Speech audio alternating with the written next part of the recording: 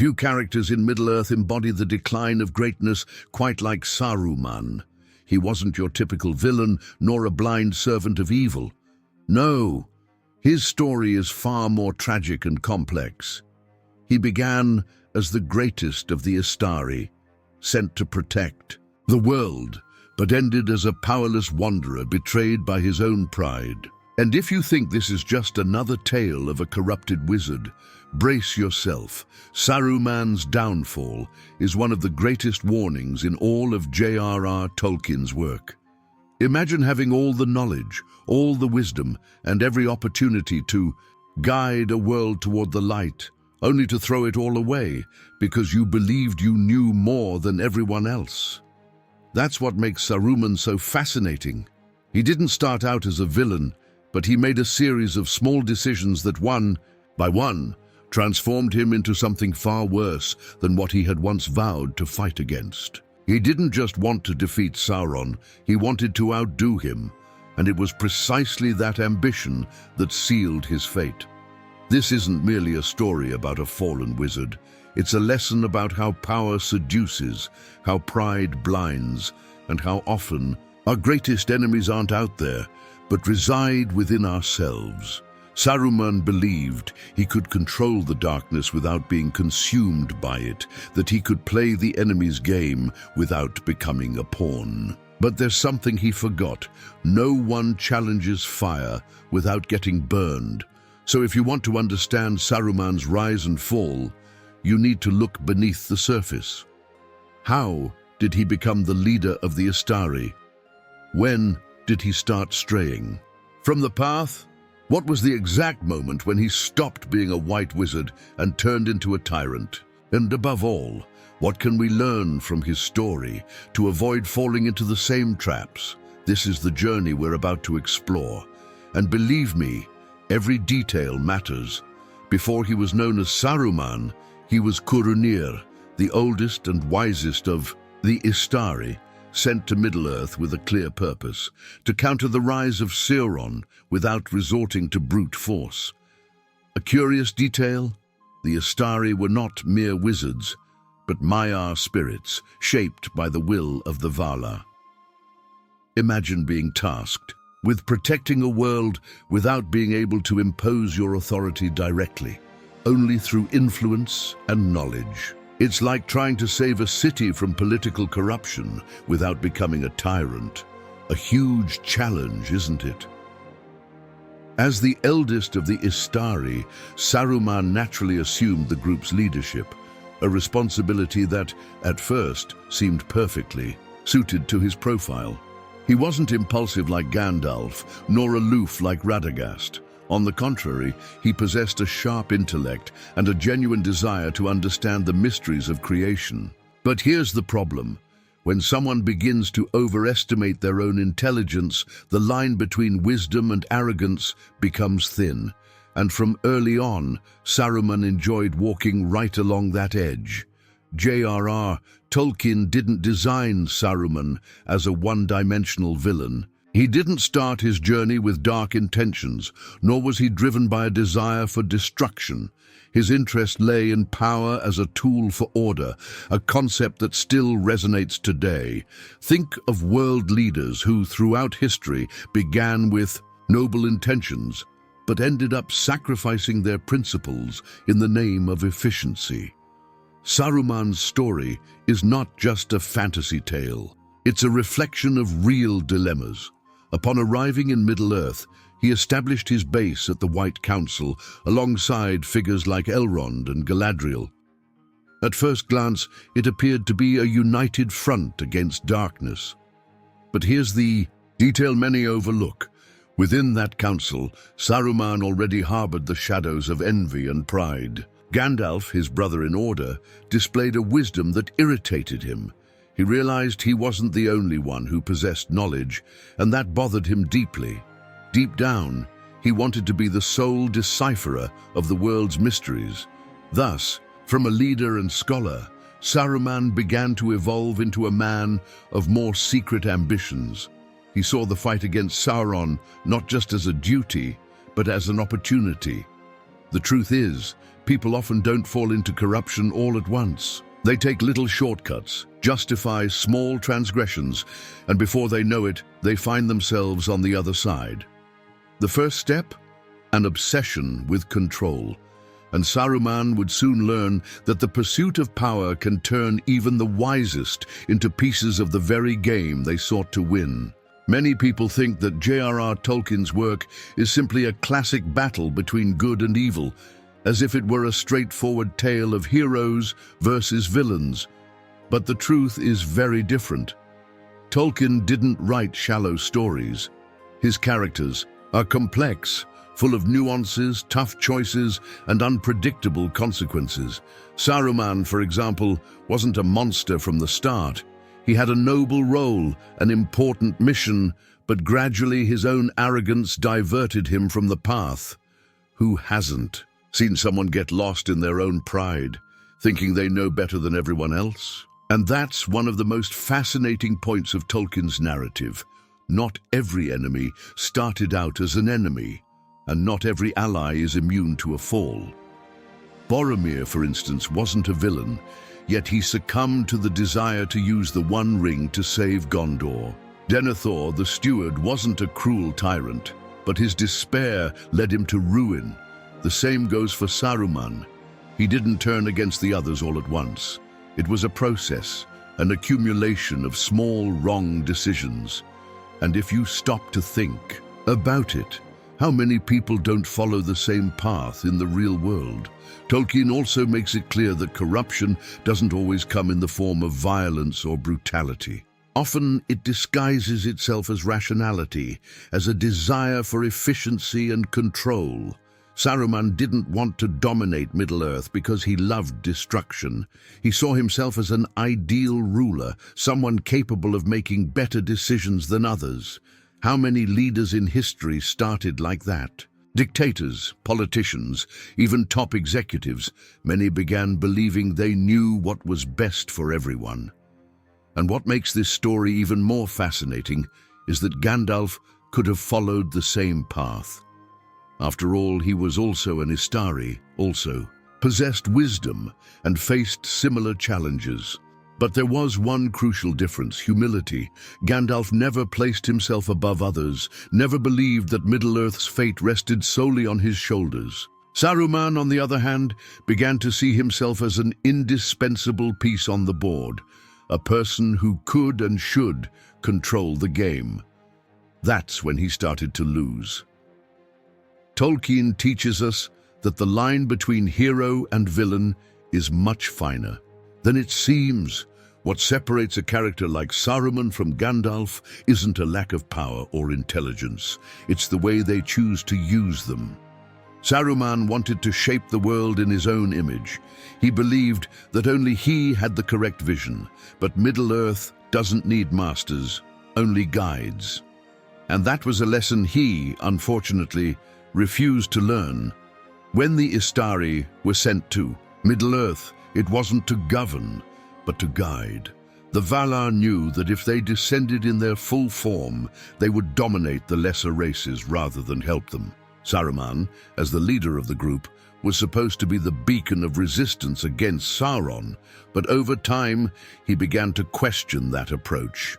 The idea of influencing without exercising absolute power started to seem ineffective. Deep down, he believed that a true leader not only advises, he imposes order. Here's an interesting point. Being strong doesn't mean dominating. Saruman began to view Gandalf's stance as too naive. If we can stop Sauron, why not use the same methods? He thought. But that is the classic trap, justifying questionable actions for a noble purpose. Many people do that in real life, bending small rules, manipulating situations, believing that in the end, the result will justify the means. But when you start down that path, at what moment do you cross the line? Saruman's mistake was thinking he could study the enemy without being contaminated by it. He plunged into the study of the rings of power, fascinated by their might, convinced that if he understood how evil worked, he could control it. But what happens when you stare into the abyss for too long? It stares right back at you. Saruman believed that learning about darkness was different from embracing it, but history shows that few can resist that temptation. After all, who hasn't met someone who started just pushing boundaries and ended up lost? Another crucial detail: the Istari had taken an oath of neutrality.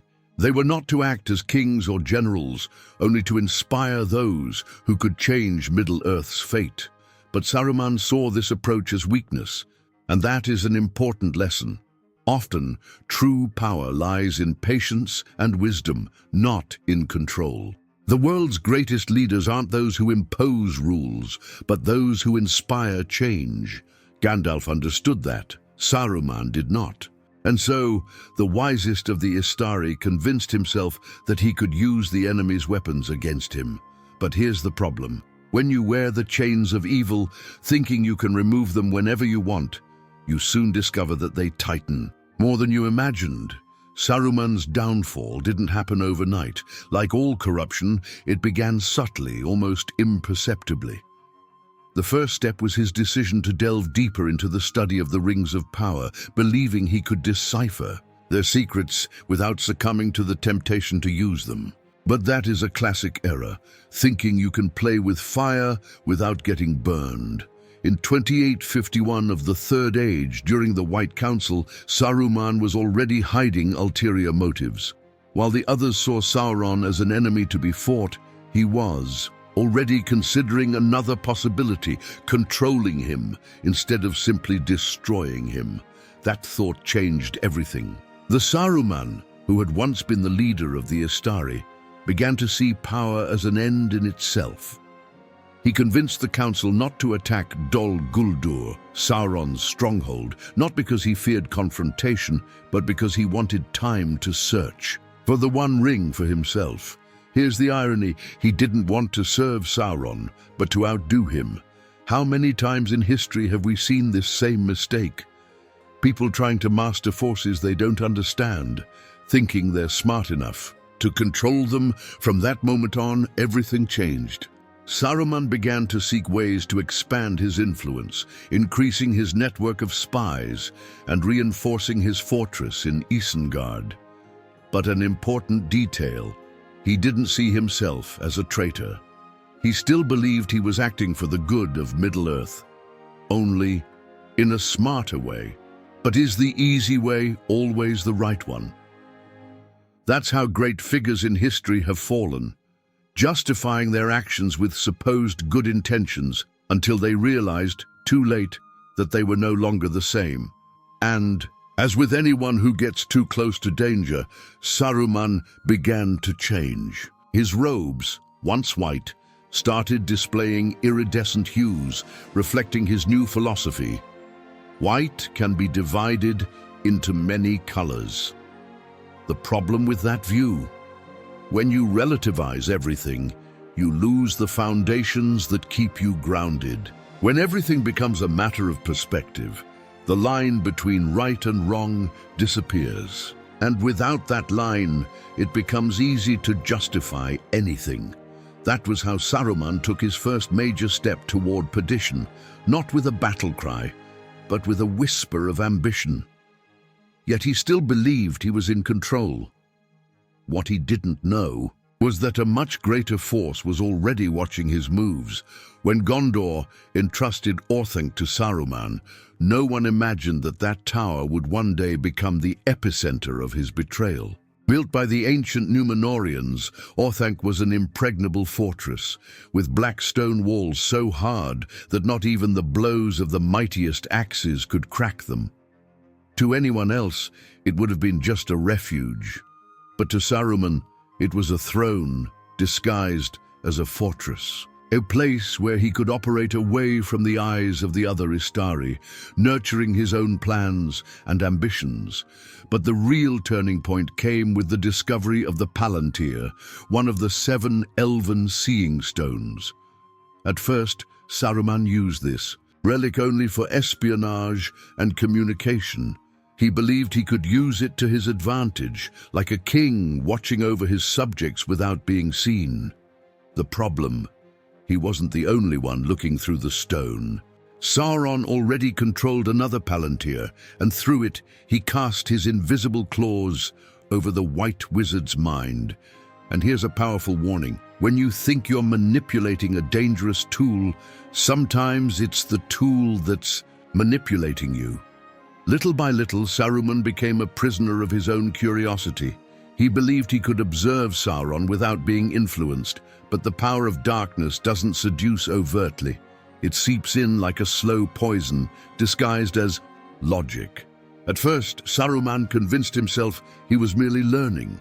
Then he began to justify small concessions. Before he knew it, he was no longer a wizard studying the shadow. It was a servant of it. And the worst part? He didn't even notice the change. It was from that moment that Saruman abandoned any pretense of neutrality. He fortified Isengard, transforming it from a refuge into a war machine. The man who had been sent to guide the free peoples now raised armies against them. But unlike Sauron, Saruman still clung to an illusion. He believed he was playing his own game, that he could bend darkness to his will. Little did he know he was no longer the player, but a piece on someone else's board. And so, with a fixed gaze on the palantir, Saruman made the decision that would seal his fate. If he couldn't defeat Sauron directly, he would create his own empire to rival him. But there's an old saying he should have remembered. Those who kneel before darkness sooner or later realize they can't stand up on their own.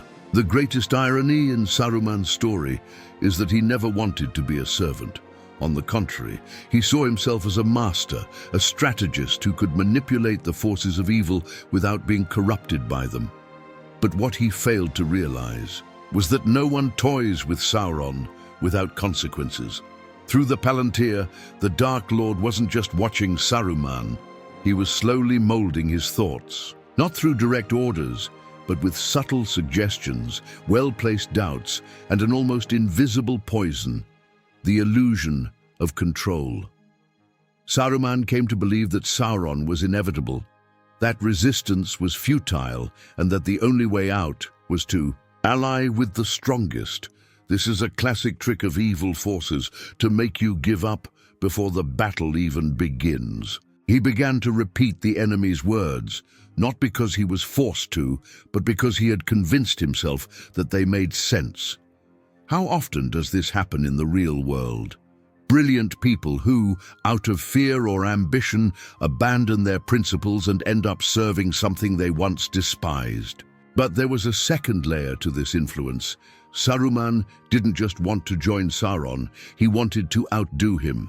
He saw himself as a second Morgoth, a new Dark Lord of Middle-earth who could claim the throne of darkness for himself.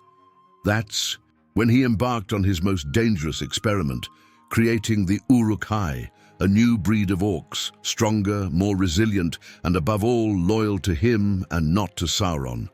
It was a bold gamble, but also a fatal error. He thought he could challenge the very master of the One Ring. But Sauron wasn't foolish. He saw Saruman's ambition and, rather than crushing him outright, allowed him to act, like a hunter watching prey get ensnared in its own trap. And Saruman fell right into it. With every decision, he drifted further away from the other Istari, from his original mission, and closer to an irrevocable path. He believed he was becoming a new power, but in reality, he was just becoming another piece in Sauron's empire. And so, before he realized it, Saruman ceased to be a white wizard and became an open-eyed puppet. But puppets don't rule. They're discarded once they're no longer useful, and when Sauron finally no longer needed him, what would happen? Well, he would only find out too late. When Saruman realized that he couldn't simply take the One Ring for himself, he decided to build his own empire. And for that, he needed an army.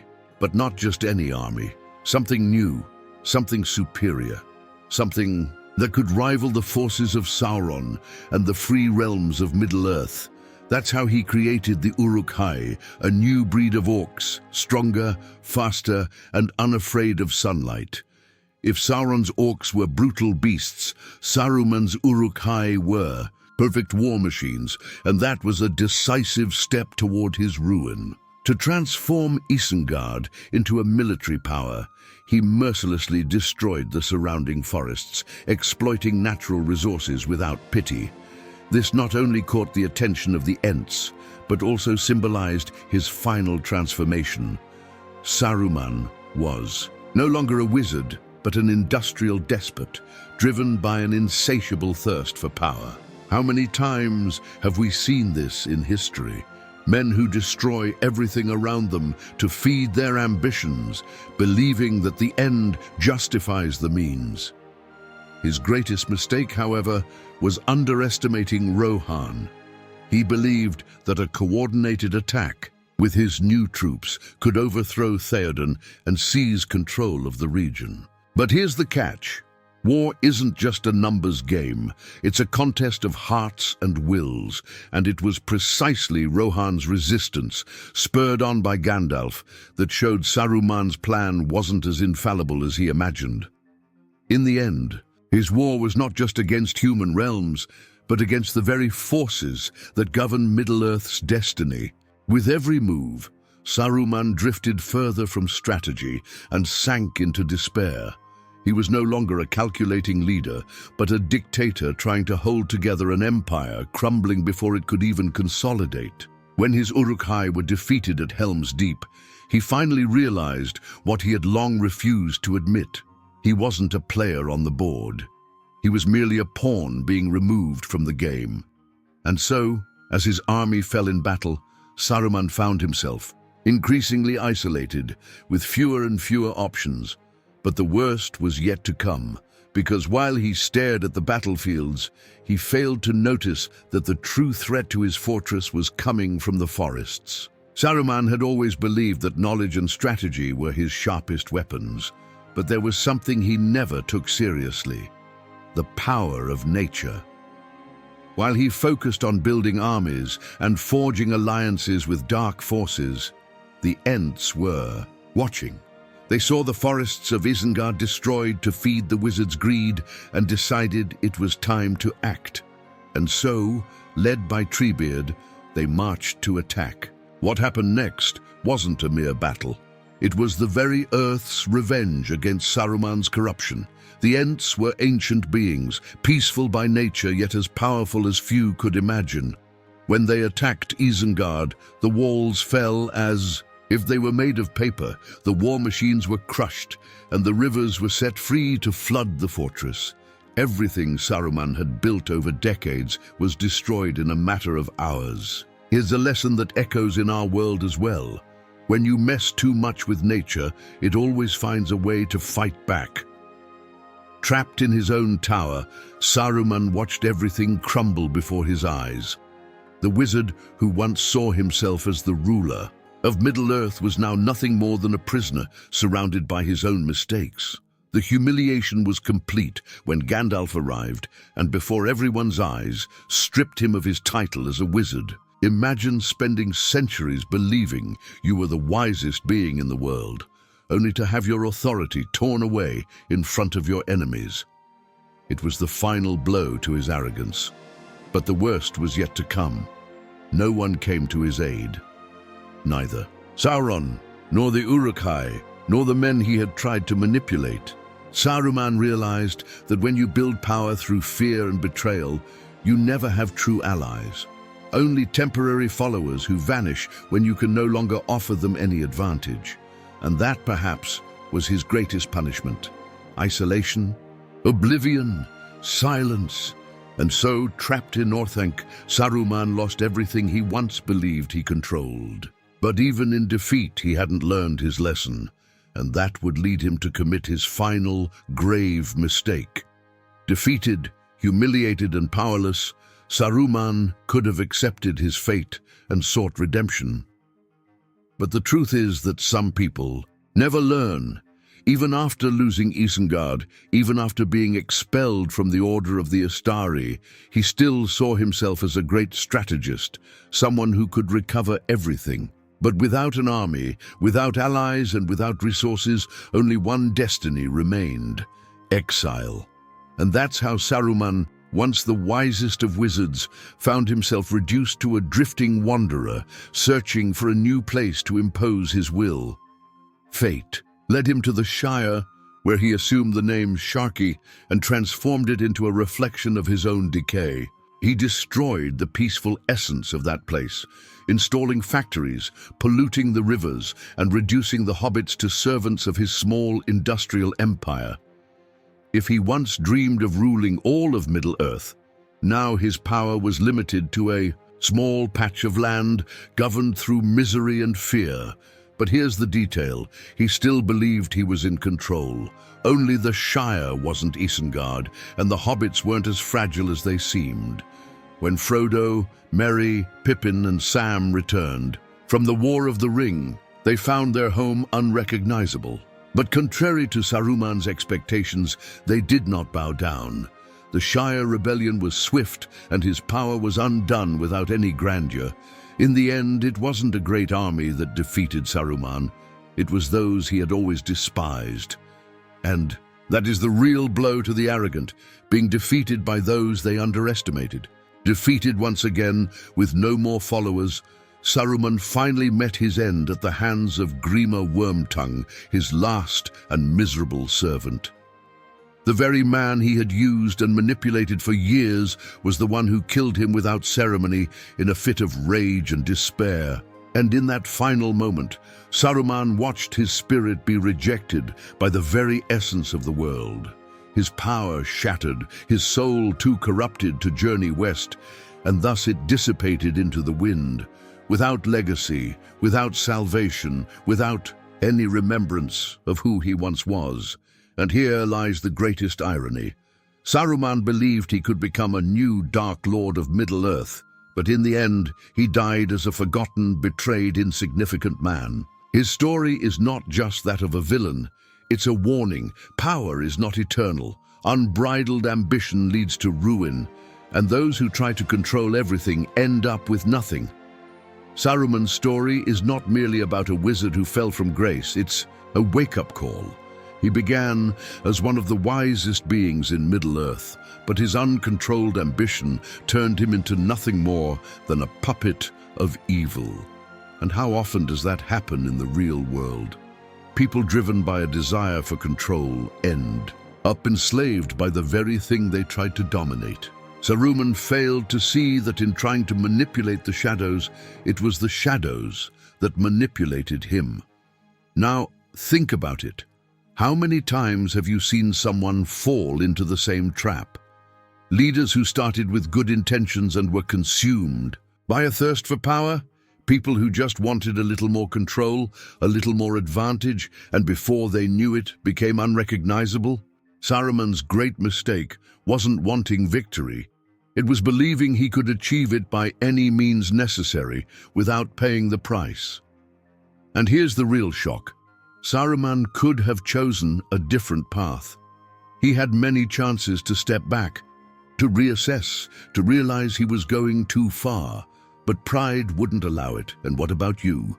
Are you paying attention to your own path? Are you aware of the choices you're making, or have you already begun to justify small deviations that might lead you far from who you truly want to be? Saruman's end was tragic because he never admitted his mistakes. He could have been one of Middle-earth's greatest heroes, but he ended up as a forgotten name, dissipated in the wind. The lingering question is, how many people in the real world will follow the same fate simply because they refuse to see their own errors before it's too late? If this story made you reflect, don't stop here. Subscribe to the channel, turn on notifications, and keep exploring the mysteries of Middle-earth and the brilliant mind of J.R.R. Tolkien, because believe it or not, there's so much more to learn.